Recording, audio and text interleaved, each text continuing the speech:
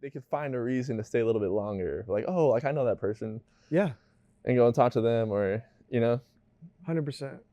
100%. Yeah, given. Oh shoot. Oh, sick.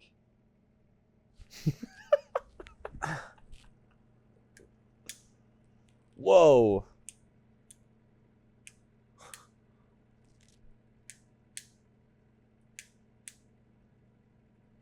That's weird.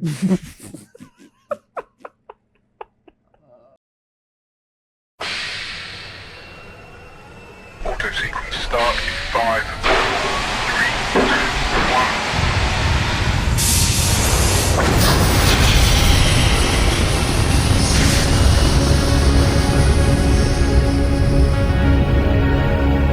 I live by the old code of second floor! Why look for a scientific explanation when you can put blind trust in an invisible Sky Daddy? Sky Daddy all the way. Go watch your crappy sitcom! Turn up full volume, why don't you? Aubrey, weird, I can't even get through my couch! Well, dude. I mean, I know we have a lot of big things in motion right now. Yeah, which I don't really want to like talk about any of I that know. because, That's why it's like kind of tough. Yeah. But okay, so here's my question for you then. Like, this is arc 4, the Ascension arc. Yeah. So, like, in your mind, like, what does that mean to you? I just think that the hardest part about creating something is like being faithful to the lore and realizing that you're in the lore when it's happening. And I think we're in the lore right now. And so like we're going to look back on these times and we're going to be like, we had a whole like 4 arcs before like, you know what I'm saying? Before And anything really got going. yeah. Like, and or maybe 5, who knows? Like, yeah. who knows what's going to happen, but I just remember Alex Hormozy saying that. He's like, you don't understand that you need to start videoing and documenting things right now. Like while you're broke, like while you have this or nothing, like you need to document that. And that's like what really pushed along, I think, other things that pushed us to start the podcast. It was like, okay, well, let's just pretend like this podcast is a documentary. And then maybe one day it'll turn out to be a documentary. But that's the hard part is you don't have any of the results yet. Yeah. That's what's hard. Yeah, and dude. and everyone looks at that. I feel like most people will look at that and be like, okay. Yeah, like they you have count you out. 150 subscribers on Yeah. YouTube. Like they'll look at the current results and I don't blame them for that. But it just takes a lot of energy to hold that vision and keep going towards it no matter what, to do 55 episodes in a row and not miss a week. And it just takes a lot of dedication, you know, and a lot of trust that something's going to come out of it Yeah. when you don't see results. Yeah, dude. Well, yeah, especially because, I mean, gosh, dude, it would just be like 55 episodes really isn't even a lot. Yeah. Because, I mean, there are people and I guess like organizations out there who already have the wealth and the audience and like the team to, I mean, they could put out like 5 episodes in a week. Yeah. Because you just record, then you have a whole other team that's like, that's their sole job is to just edit and boom, post it and done. But the fact that even though we're like our own editing team, like we're our own scheduling team, home freaking producers, camera crew, everything, dude. Yeah.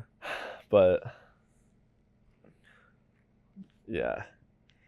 So do you feel like the Ascension arc, like do you feel like that's an accurate 100% term?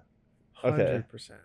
I really do feel like this is the way I described it to my wife the other night. I said, I feel like I'm in a rocket ship and it's on the pad. I'm strapped in. I've done all the training as an astronaut or whatever, strapped in the seat. I'm like looking up, I look outside, it's just the sky, and the crew is like doing the diagnostics, getting ready for the countdown. And I'm just sitting there like anxious or like I'm anticipating the rocket ship taking off and like doing all the work that an astronaut does, but I'm just that time just seems like forever because you're stuck in that moment almost. But That, it's like- not like in reality, right. it's not that. It's like a few more minutes and they're gonna start the 10-second countdown. Yeah. That's how I feel right now. Yeah. And It's like that waiting, that it's the suspense. yeah, and I think you just have to have a lot of times like this where you just talk about the dream and you keep it alive in your mind and it like raises your spirits, and to just think about like sitting in the cafe doing a podcast with someone and they're like, so how did this whole thing come about? Yeah. And just being able to tell it, and everything that was against us, everything that should have told us to stop, and that you just can't buy that kind of satisfaction. You can't. It has to be earned. It has to be earned. Yeah. And to have like evidence, like a documentary evidence in the form of a podcast, to be able to show people like, look, Yeah, that's another really cool aspect. this is like legit where we were. And for them to see where we are at that point is going to be very powerful. It's going to be super powerful. Yeah. And with a podcast nowadays, almost every person has something associated with the podcast. Like Joe Rogan has his like UFC, now he has his comedy mothership. Andrew Schultz was a comedian long before he started his podcast. Julian Edelman, the Patriots wide receiver, retired. Now he has a podcast where he brings on. Is he a bunch of- really? Dude, yeah, and it's great. Really good. I didn't even know All that. they do is just tell amazing stories about the heydays of the Patriots. And it's Yeah. hilarious. Dude, that dude was insane. Insanely talented. Yeah. Which is so cool because it's like people will say, oh, there's like all these podcasts out there. It's kind of like overdone. Yeah. But truly, people love listening to individuals have their podcast because each one is a totally different show. Yeah. And very we've true. never had that before ever in media, where someone can just sit in front of a camera and like has the chance to actually gain a following. Yeah. And I think like what we're doing is it's kind of almost a little bit backwards because most people will typically, I don't know, maybe it's 50-50, but I just think that like we're definitely taking the long way. Yeah. The way we're For doing sure. it is the long way. But I think when it all shakes out, we're going to be really glad that we did this and look back Yeah. on this time, I think, with a lot of fondness. But to answer your question, yes, I do feel like we're in the ascension, dude. I feel it too, dude. Just the energy is different in Dude, the world. energy is different right Just now. in our friend group, in the world, in the Yeah. economy. It's just people feel like they're just like, okay, let's go get it. Yeah, whatever dude. it is. It's wild. There really is like a different energy in the air. But you're right, dude. I mean, I think about that all the time. Just like where I'll be 10 years from now, thinking back on these moments Yeah. and just what that'll be like. Mm. Because how many times now do we sit and think about like, oh, like all the times we had at SAGU Yes. and everything. And dude, that was what? Almost like over 4 years ago now, which Mhm. is crazy. Yeah. But it's all about the lore, man. It's about the lore. What do you think it's gonna be like in 10 years? Like if you, in your wildest imaginations of us looking back, like I see I mean, I just see all of our families like at a barbecue or like on a cruise Yeah. or something. Like Dude, that's always what comes to mind. you know, that's what's funny is that like that whole this is good because that whole exercise we did with Stephanie, Yes. I've been trying to do that more. Really? Like, yeah. Just like, Do you want to explain to people what that is? yeah. So Stephanie, she's a life coach. Mm-hmm. So we went to an event of hers, and she basically walks you through this exercise. It's really difficult for no reason, but it is. It's an exercise where you have to basically pretend like you have a goal, you have a dream, you have like something that you want to achieve, and you have to pretend as if you've already done it, and like you're living life in that dream, and like as if you've already accomplished it, and like everything is just going how you visioned it, right? Yeah. And dude, that is just so hard because Yeah. you're, for whatever reason, your subconscious just has this instinct to be like, nah. So much resistance. to There's it. so much resistance, like not even from other people, just from Just yourself. from yourself. Just from yourself, which is You crazy. can't, Like, you can't do this. This is not. yeah, real. you can't is do this. crazy. You're gonna fail. You're gonna look so stupid. Like, you're gonna sound dumb. Like, there's so many different things that go on in your head. all the lies we tell Yeah. ourselves. But just to say, just to ignore all of it, and just pretend that no, like I've done this, and this is how life is now, Mhm. and you have to like, it literally trains your mind to think in that way, so that when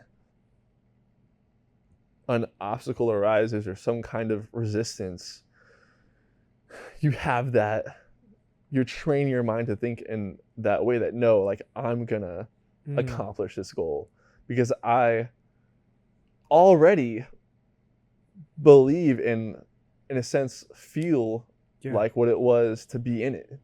Like that's the goal of exactly. it. Yeah. So You're like she calls it the time machine. yes, Because you really are transporting yourself to what it's going to feel like, what it's going to be like, and you start to create this reality in your head yeah, that for whatever reason helps it become a physical reality. yes. And I can't explain it. I know. Yeah, for those who don't know, like literally what in the event we did, like what she has us do is you grab a partner, and it's like so awkward at first. Like it's so uncomfortable. And you are facing each other, and she literally has us like you walk in like a circle. Like you literally walk in a circle. And then as you turn around, like come back to face each other again, you have to pretend that it's like 3 years later or however long, and that you've done what you set out to do, basically, and that you're living like your dream life. And you have to recount it in the present tense. Yes. Yeah. Like you're living it right now. Like you literally walked through a time machine. Gosh, dude. And it's tough, dude. But literally just within the last, how long ago was that? 3 weeks? I was 2 like, 2 weeks? yeah, like maybe a little over 2 weeks ago. Yeah, Right? 2.5, yeah. And I mean, dude, like I just started my business. I got my first client already. Like there are so many times where that resistance would like it Come up. it comes up in my head, Me too, dude. Me too. and I'll literally like force myself to sit down and just be like, okay. And it's kind of like what I said at the event. Like, okay, like let's not focus on what could possibly go wrong. Mm-hmm. Let's focus on what happens if everything goes right. Like what happens if I succeed in this? Like, and not only that, like what's the worst that could happen? Like the client says no. Yeah. And like maybe I sound like an idiot. Okay. Like then I ask myself, can I live with that? It's like, of course. So it's like, what's the anxiety coming from, right? Like it's literally just nothing. So, and then when you focus on everything, all the positive things that could come from that situation, right? Then that's just where the magic happens. Like, you can't really explain it. But I really believe, because I know we've talked about this a lot, that way of thinking it sounds a lot like, it's very much like manifestation, like that kind of thing. But for me, like I've really tried to kind of like incorporate it with my faith and like and understand like how God like operates through that kind of positive thinking, like within me, if that makes sense. Yeah. Because for so long, like I've always just thought, I don't know, like oh, I don't deserve this because of this, right? I don't deserve, or if I'm being, if I'm going through like a hard time, I think, oh, this is happening because I did something wrong. Like I'm being punished for this, or I'm not succeeding in this because I'm failing in this area, right? Yeah, right. So it's a common thing. Yeah. So instead, I've just been really trying to train my mind to think, okay, like, do I believe that God wants the best for me? Right? Like, he wants the best for my life. And like do I believe that God wants to see me fail? Yeah. Or do I believe that he wants to see me succeed? And like the things that not only just succeed, but succeed like in the passions that he's placed in me. Right? Like it like just logically, it wouldn't make sense for him to want you to fail if I believe that he's put those passions and desires in me, right? So that's where I believe like the magic happens. It's like for me, it's the Holy Spirit. Like it's a God working through you. Yeah. Because you're kind of walking this. You're actually walking in faith, like believing that he's going literally to like provide for you and to carry you through whatever challenges you face. So it's a discipline. It is. I've learned. Yeah. It's such a different feeling than when you allow yourself to like catastrophize and say like, you allow those thoughts to snowball in your head of why you don't deserve it and how you could fail, and everybody's going to be disappointed or embarrassed about you or whatever, and then it just brings you down, man. Just that it does. And I mean, obviously, this topic in our culture is just hammered on all the time. Yeah, it is. One thing that one illustration I thought was really helpful, like especially with like confidence and arrogance, or kind of like God's part and your part is, and that belief is, I think David and Goliath. Like when David looks at Goliath and is like, today God's gonna conquer you, but I'm gonna kill you. And that to me is the line. It's like, okay, God, I'm trusting you to bring the victory, but I'm also going to train my mind to think positively. Yeah. And I'm also going to then do the work and call the people and close the deals and do the work. Yes. Like it really is both of those. And like David went and picked up 5 stones. He didn't pick up 20. He picked up 5. He was like, this is going to take me 5 shots at the most, because I know I've trained with this slingshot and I've killed lions and bears. Yeah. And so he had already been putting in the work, and he had the confidence to go up there in front of all of Israel and say, you're going to die. God's going to give me the victory, and I'm going to kill you. And people would look at that today and be like, oh, how arrogant. Oh my gosh. But it's pretty clear that David was just confident in his faith in God. Yeah. So. Yeah. Like to me, I think that's a pretty good connection. Like, because arrogance to me would be David saying, something along the lines of like, I'm gonna kill you and like basically take all the glory for myself. Yes. And like because yes, I don't know. like just complete yeah, I don't know, like self-glorification. But something I've been thinking about lately about manifesting is like I don't practice manifesting like MANI, because it's like by men or like by a man, like it's it's me, it's all about me, I'm trying to get the glory.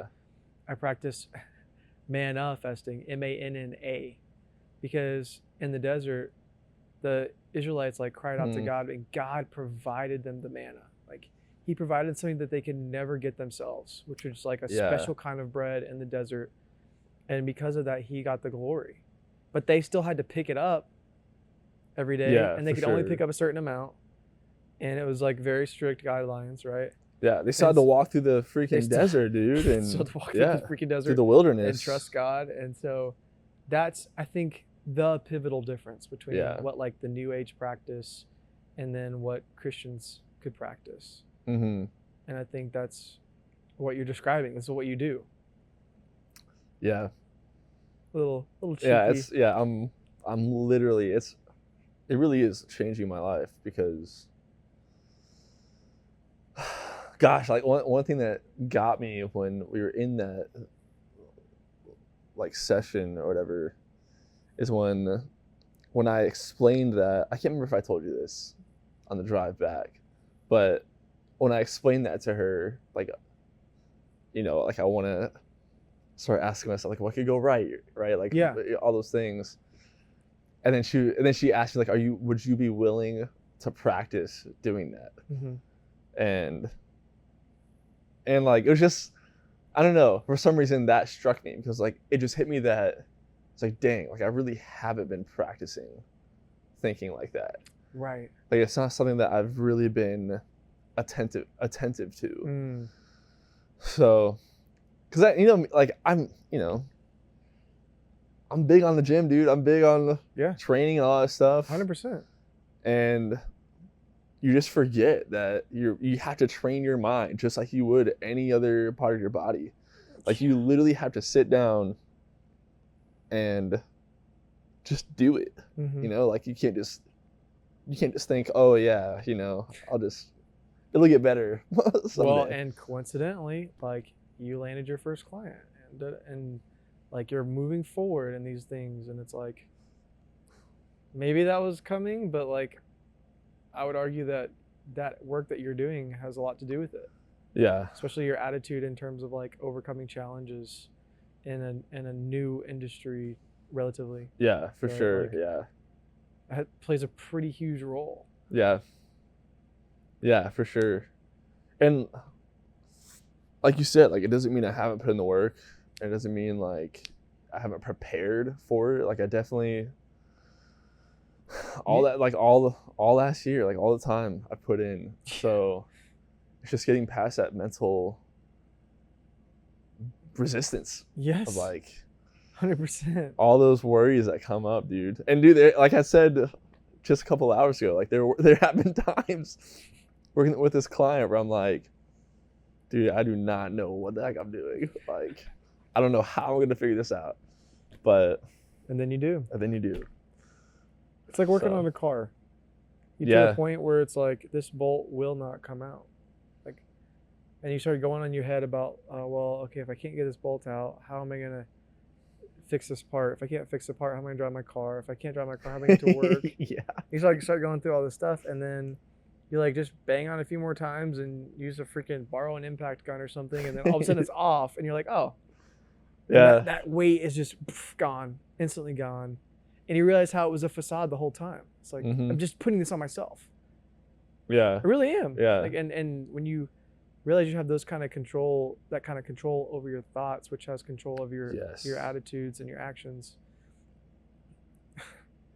I mean, I feel like we're just about to pitch a like transformation course right now, but we're not. I know, dude. We're not. Like, this is what like helps us. You know, it's just like what we're going through right now. It is, yeah.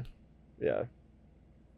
And yeah, people definitely take that too far, and they just are really good salesmen about it and yada yada yada, but clearly it works for some people.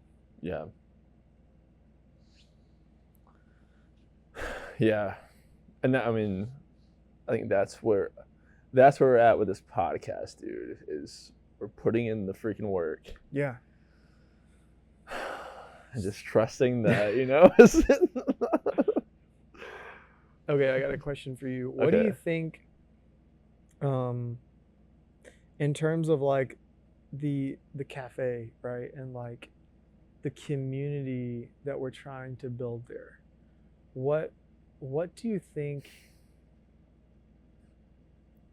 are ways that we can sort of incorporate in a really cool way like kingdom principles, in the sense of like, I think we have an opportunity to express, because we're talking about the church, right? We're talking about like the ways that can hinder sometimes. Yeah.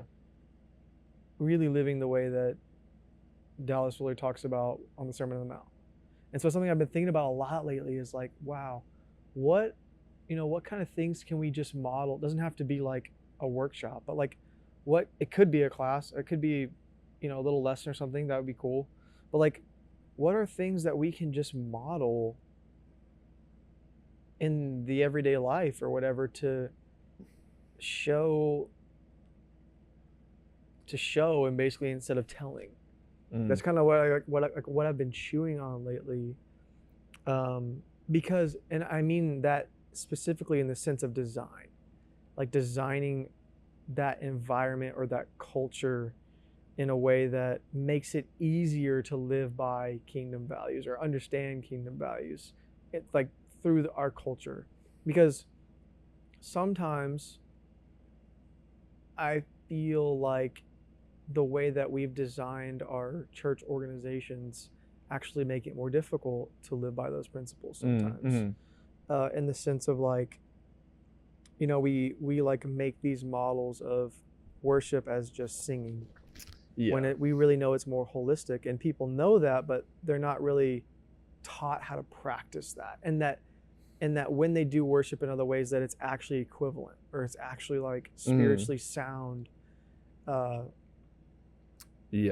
don't want to like beat a dead horse, because I know we talked about that a lot, but I see what you're saying.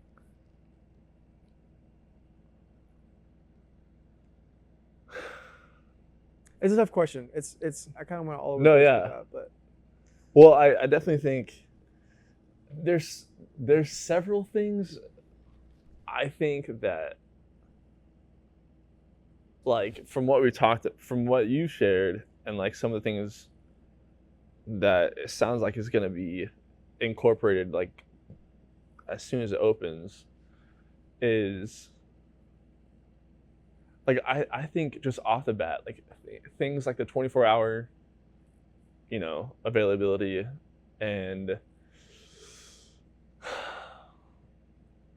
I mean, dude, that alone, I like, only because one of the biggest parts about church that makes it difficult to have like that kind of like social connection, community, I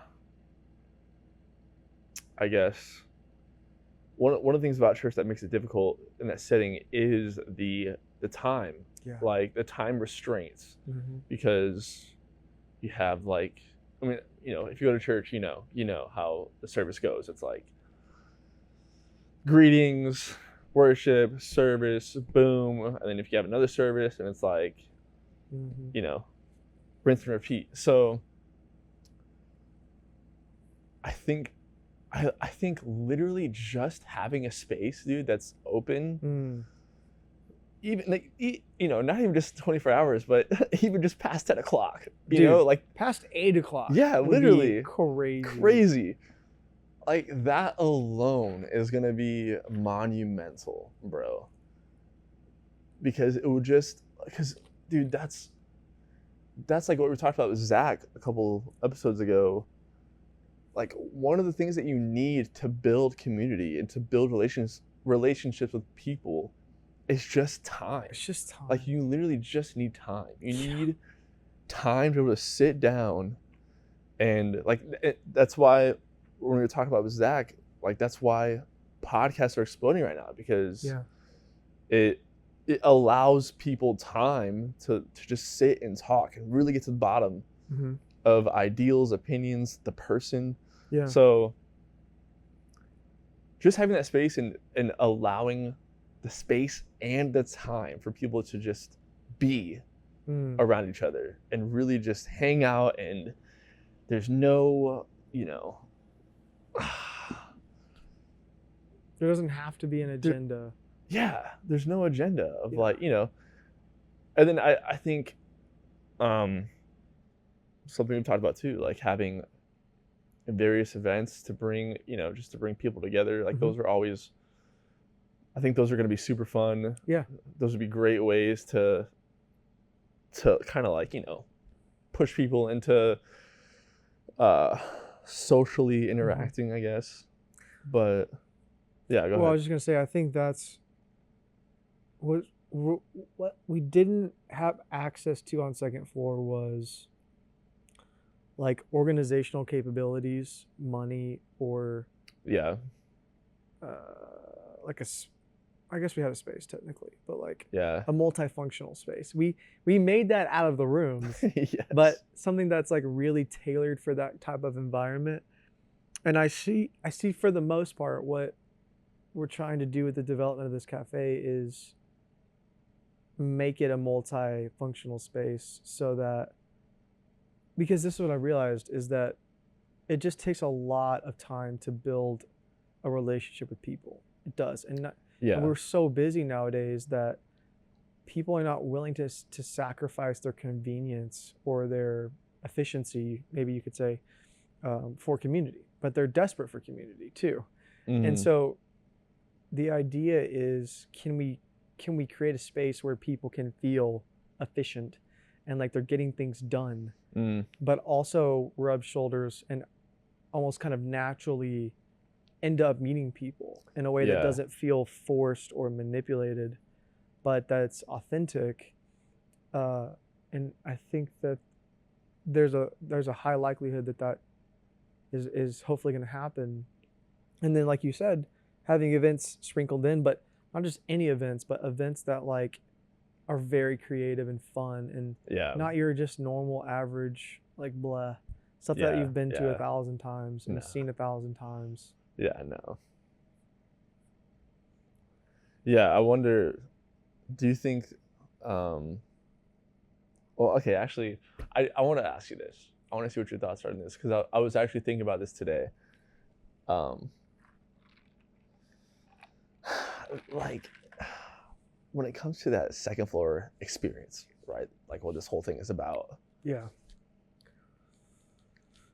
I almost feel like, in a sense, I kind of, it's like a belief of mine that like you almost can't force the second floor experience. You can't. Like it's something that you can't really force. It's like you have to just create the space for it and allow it to happen. Yeah. Right? Like 100%. And so, but then it's not just that, like it also depends on, I think it also depends on the people as well. Yes. Like within that space, because you have to have people who are willing they got to be down. They got to be down, dude. They got to be down. You got to be down for, It's a terrible idea. What time? Yeah. And you also have to be kind of willing to let go of, I don't know, just to let go, like let your guard down. Yes. And allow people into your life. And then that's like, once, like those are the elements, like the space, and then like people who are willing just to like let their guard down. Time. Like you have those three things, that's where the second floor experience just, that's like, where the magic happens. Yes. And then dude, it just explodes. Like it just,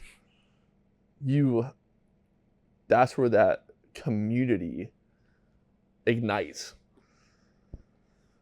100%. And I think what we're trying to do is, it's a very delicate balance, because it's when you're adding in a business, yes, a because whole it's business like, aspect it's to got to it. actually make money, but Yeah. it's also got to be low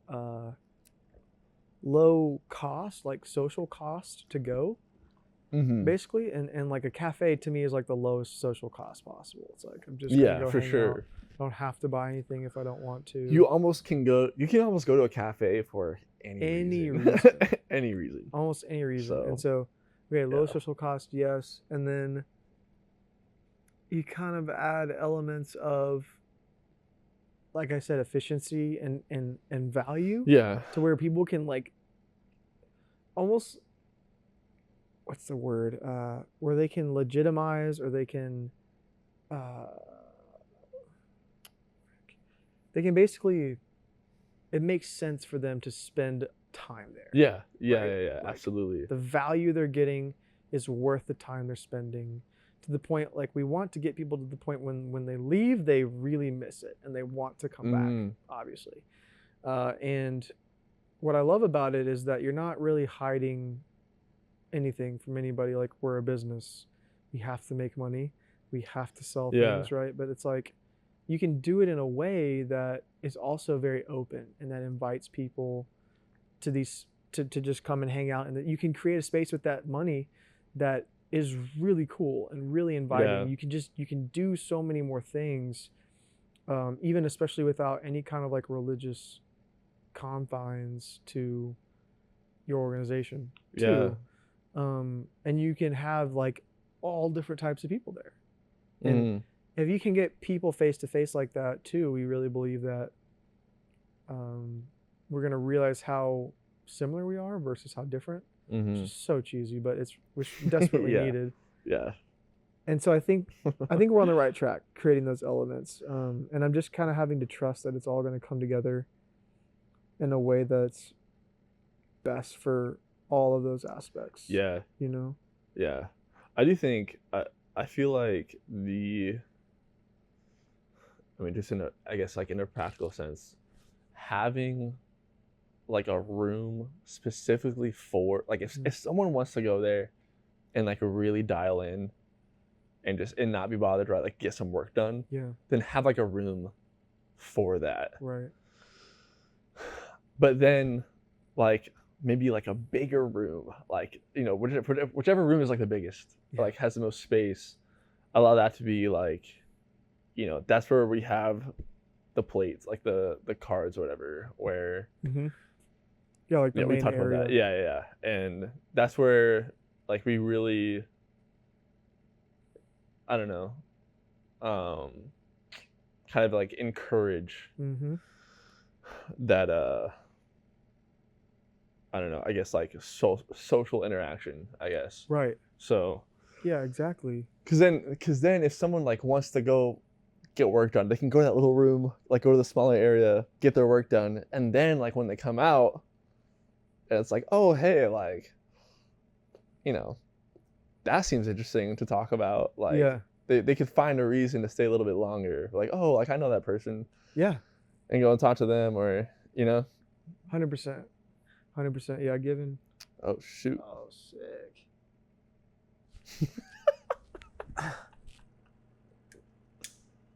Whoa.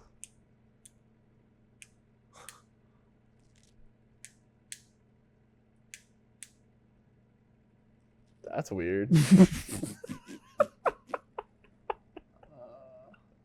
But yeah, dude, I'm freaking looking forward to this whole thing. Just selfishly, truly, like to have a space where all of us dudes can just go hang out with like without any like that's what I'm looking forward to, dude. It's just autonomy.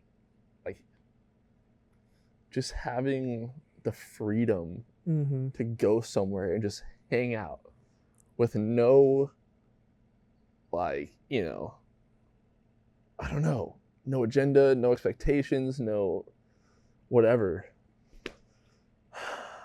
No adultness ruining the freaking mood, dude. Yeah, dude. No adulting ruining the vibe. Just be so Just nice. A place for fun. Yeah. A place for fun to do its thing. Well, dude, it's so like whenever you watch a movie and they, you know, it's like a scene where they have like a pub Mm-hmm. and everyone's there just having a good time or whatever. It's like, dude, like we don't have that. We don't. We don't have that right now. Our generation does not really have a place like that, dude. It sucks. Yeah, it really sucks. So to actually have a place that's for that purpose will be just so sick. The hardest part about like second floor experience and the community is that it's just so hard to quantify for like a business model. But once you've experienced it, you understand how powerful it is. Yes. And how much of a weapon it is to, it's like a hack basically. Yeah. That a secret sauce, a magic potion that can basically do what every business wants, which is like ultimate repeat customers all the time, like bringing their friends, like referrals, like everything that the gurus say that you should strive for comes naturally from this like experience that you and I know to be true and know that we can recreate under the right lab circumstances. Like freaking in the beaker, we're trying to recreate it.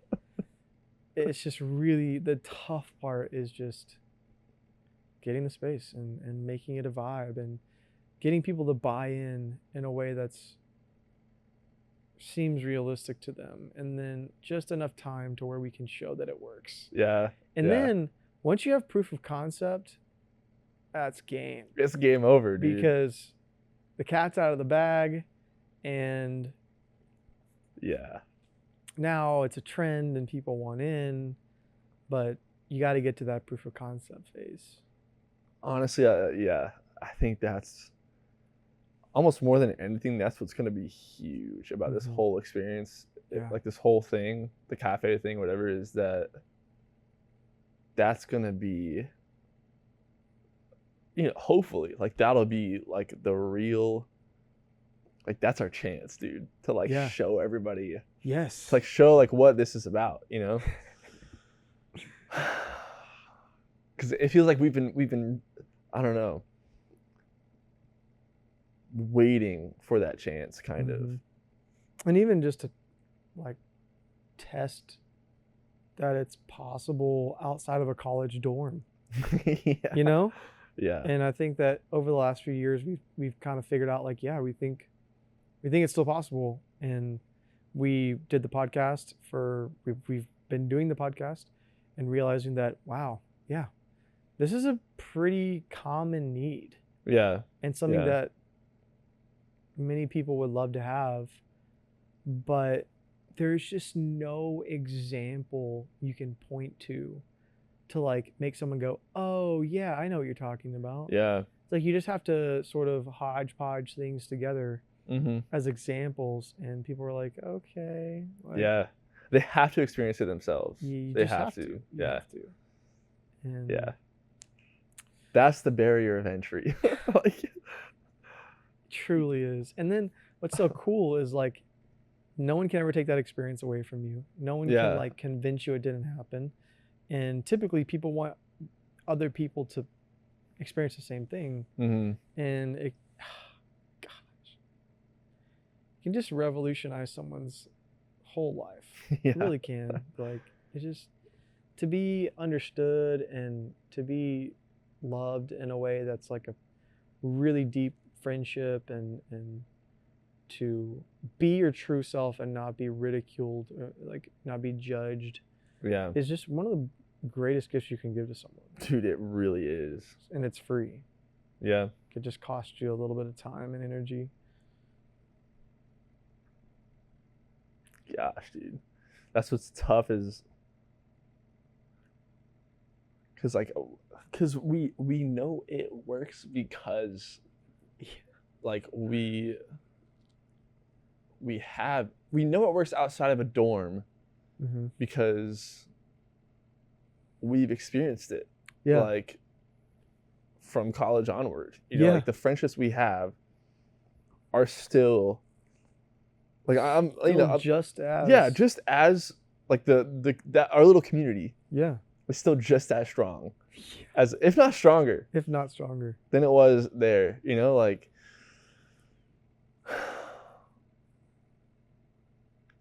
and you realize how rare that is to have friendships like that, you know? Gosh. But that's not something that you can really like advertise or You can't I don't do SEO for that. Like, Yeah. you can't do Google ads for that. You can't. yeah. Yeah.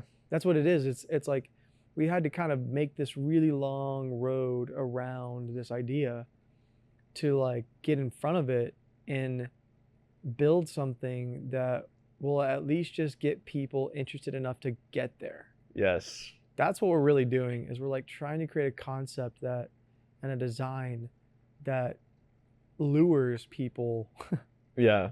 there Yeah. just long enough for them to get a taste of what we're talking about. Yeah. So we can get them hooked on the experience. That's right, dude. That's right. That's all we're trying to do. Just get people hooked. It's gonna happen, dude. One way or another. One way or another.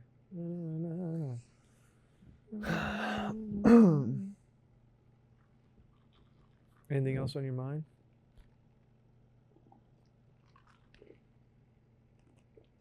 Not that I can think of. Not at the moment.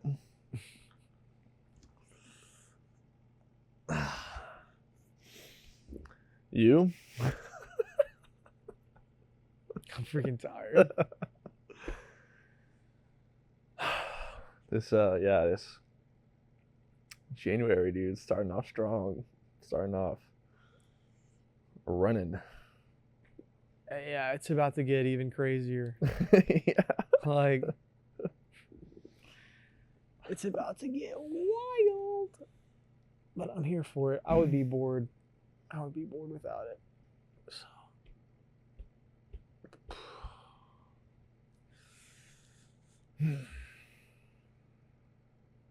Well, thanks for listening to another rambling episode of the Second Floor Experience podcast, reminiscing episode. And appreciate you guys being along for the ride. If you're watching this a few years down the road, hopefully we made it. And if not, at least we gave it a good try. If not, at least we tried, dude. At least we tried. We see you on the next episode of the Second Floor Experience. Peace. I want to talk to you. Not now, later. No, now.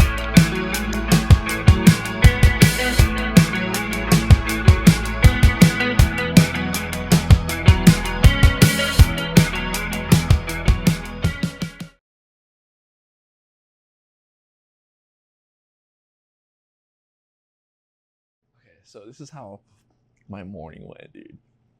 Last night, I got in bed at 11, okay? Okay. It's like a decent time for me. Same. I didn't fall asleep till like 3, dude. I just like laid in bed, just awake. I almost got to the point where I just walked downstairs and made myself some food because I was like, what am I doing? But so I woke up a little late this morning. Well, yeah. And yeah, I like, and okay, so I'm back on magnesium, right? So Okay. I slept, like when I did sleep, I slept hard. Dude, I slept hard. Dude, it's the hack. It's It the is. cheat code. But I woke up to the sound of my phone vibrating, and I Mhm. was like, oh, frick, you know? And so, dude, I like turned around so hard and just freaking like, I elbowed the corner of my nightstand so, like, I'm telling you, it was like with all of my might. Like, I elbowed the corner of my You nightstand dropped with a bomb on all your of my night, nightstand. dude. Yeah, just bam. And dude, yeah, the amount of pain, dude, that I What a way to experienced. start the day.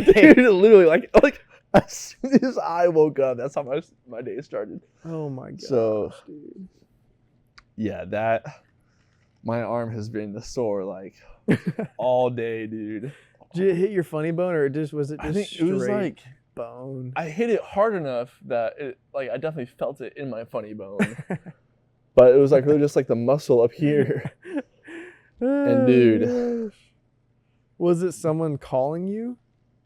it was just a text, dude. Just Oh a my freaking God. text. I've Yeah. had it where I've been, when I first started K&J fencing, I had like leads turned on, and for like Angie's List or something. And so I would get calls, like I would sleep in, and I would get calls, and it would like, I trained my body to literally just be like, Really? Joseph Purple Fencing, or Joseph with K&J Fencing, like legit, I could go from a dead sleep to picking up the phone, and you would not know I was asleep.